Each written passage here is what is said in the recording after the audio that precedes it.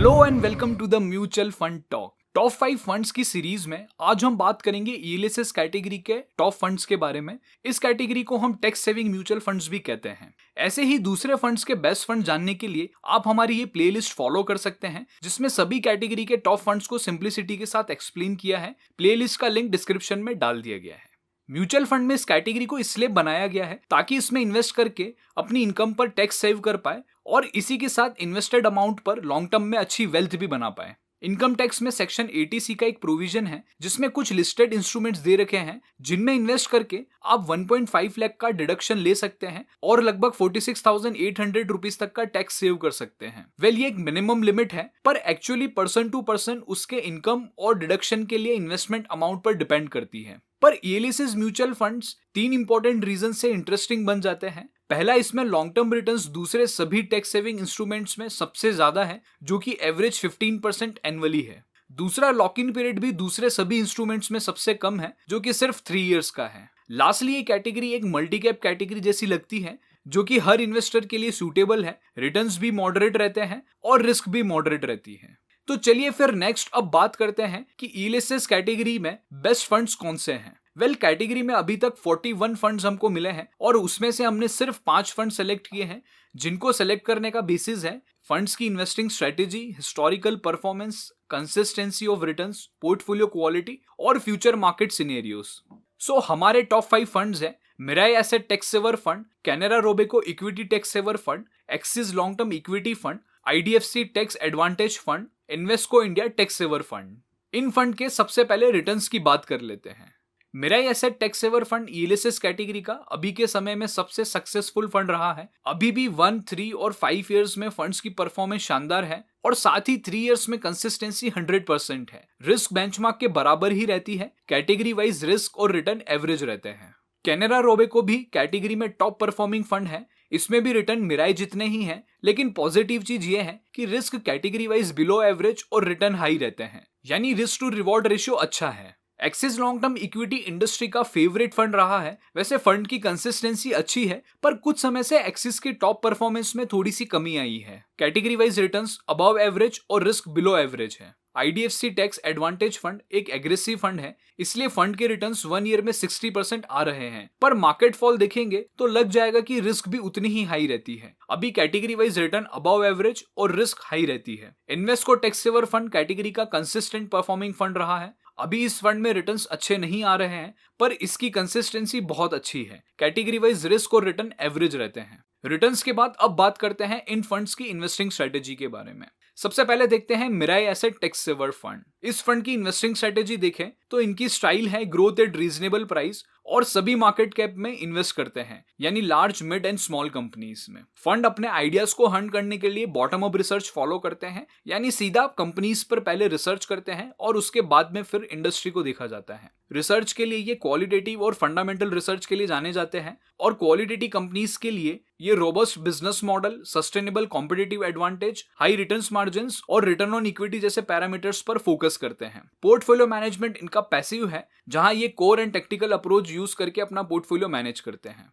अभी market cap wise fund का allocation देखें तो इस फंड का एलोकेशन मैक्सिमम जाइंट कंपनीज में ज्यादा है, जहां पे 55.96% है। उसी के साथ मिड कैप कंपनीज में भी अच्छा खासा एक्सपोजर ले रखा है, पर स्मॉल कैप कंपनीज में काफी कम एक्सपोजर है। सेक्टर वाइज अगर फंड के पोर्टफोलियो की बात करें तो अभी फंड का पोर्टफोलियो साइक्लिकल सेक्टर्स में ज्यादा ओवरवेटेड है, जहां वो बेसिक मटेरियल और फाइनेंशियल सर्विसेज सेक्टर में ओवरवेट है। इसी के साथ टेक्नोलॉजी सेक्टर में भी अच्छा खासा इन्वेस्टमेंट है, यानी इस फंड की मेजर परफॉर्मेंस फाइनेंशियल्स और टेक्नोलॉजी सेक्टर पर ज्यादा डिपेंड करेगी। Canara Robeco equity tax saver fund की बात करें तो इनकी इन्वेस्टिंग स्ट्रेटेजी ग्रोथ स्टाइल है और ये भी large, mid and small cap companies में इन्वेस्ट करते हैं। आइडियाज के लिए ये भी बॉटम अप रिसर्च ही फॉलो करते हैं, जहां क्वालिटी कंपनीज के लिए ये स्ट्रॉन्ग बिजनेसेस, मैनेजमेंट पर ज्यादा फोकस करते हैं और वैल्यूएशंस को भी अच्छे से कंसीडर करते हैं। वहीं इनका पोर्टफोलियो मैनेजमेंट एक्टिव रहता है। पोर्टफोलियो के अभी मार्केट कैप एलोकेशन देखें तो जाइंट कंपनीज में इनका भी एलोकेशन 57% तक है। Large and mid cap companies में भी इक्वल एलोकेशन है, यानी 20% तक, और स्मॉल कैप कंपनीज में बहुत छोटा सा एलोकेशन ले रखा है। इस फंड में सेक्टर एलोकेशन हमें अच्छा लगता है, क्योंकि साइक्लिकल सेक्टर में फाइनेंशियल सर्विसेज और कंज्यूमर साइक्लिकल्स दोनों में ही अच्छा खासा एलोकेशन है। वहीं सेंसिटिव सेक्टर्स में इंडस्ट्रियल और टेक्नोलॉजी पर ये ज्यादा फोकस करते हैं। सो ओवरऑल 4 बड़े सेक्टर्स पर इनकी परफॉर्मेंस डिपेंड करेगी। अब बात करते हैं axis long term equity fund के बारे में। इन फंड की इन्वेस्टिंग स्ट्रेटेजी ग्रोथ स्टाइल है और ये large and mid cap companies पर फोकस करते हैं। इसी के साथ डेट मार्केट में ये शॉर्ट टर्म मैच्योरिटी वाले बॉन्ड्स भी बाय करते हैं।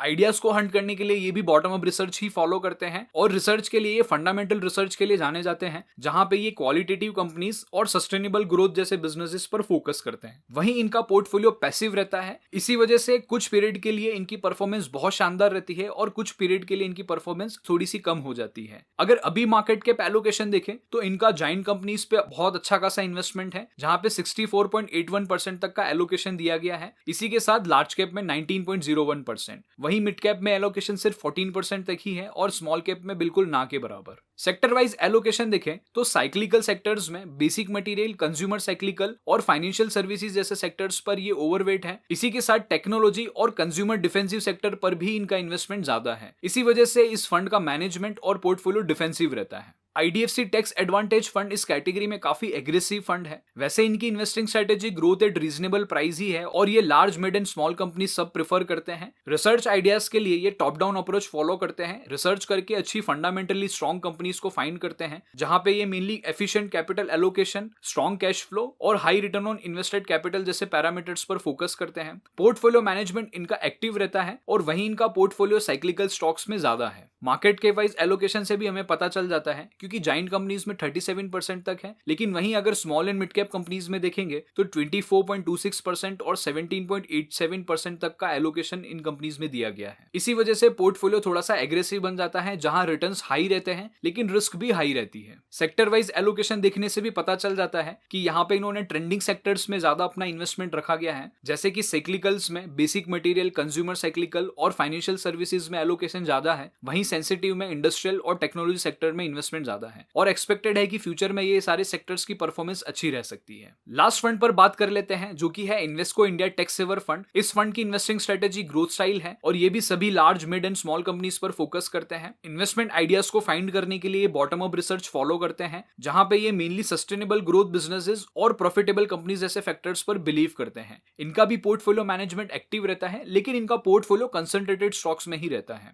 मार्केट कैप वाइज एलोकेशंस की बात करें तो जाइंट कंपनीज में 49%, वहीं मिड कैप कंपनीज में 30.26% एलोकेशन करके इन्होंने जाइंट और मिड कैप कंपनीज में अपना पोर्टफोलियो डाइवर्सिफाइड किया हुआ है। सेक्टर वाइज सिक्लिकल्स में फाइनेंशियल सर्विसेज सेक्टर पर ज्यादा ओवरवेट है, वहीं बेसिक मटेरियल और कंज्यूमर सिक्लिकल्स में भी अच्छा खासा एलोकेशन है, लेकिन इसके अंदर हमें इंडस्ट्रियल के साथ टेक्नोलॉजी सेक्टर्स में इन्वेस्टमेंट थोड़ा सा ज्यादा नजर आता है। वहीं डिफेंसिव सेक्टर्स में भी अच्छा खासा एलोकेशन दे रखा है। फंड की रिसर्च और स्ट्रॉन्ग सिलेक्शन से इस फंड ने हमेशा कंसिस्टेंट परफॉर्म किया है।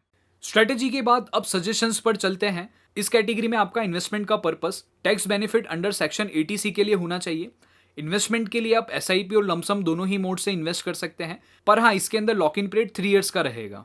अगर category wise low risk fund चाहते हैं तो आप Canara Robeco equity tax saver fund और Axis long term equity funds prefer कर सकते हैं। वहीं हाई रिस्क और हाई रिटर्न्स के लिए आप Mirae asset tax saver fund, IDFC tax advantage fund और Invesco India tax saver fund prefer कर सकते हैं। सो गाइज, ये थे इलेसिस कैटेगरी के टॉप 5 फंड्स। अगर इनसे रिलेटेड आपके कोई सवाल है तो आप हमें कमेंट करके जरूर से पूछ सकते हैं। धन्यवाद।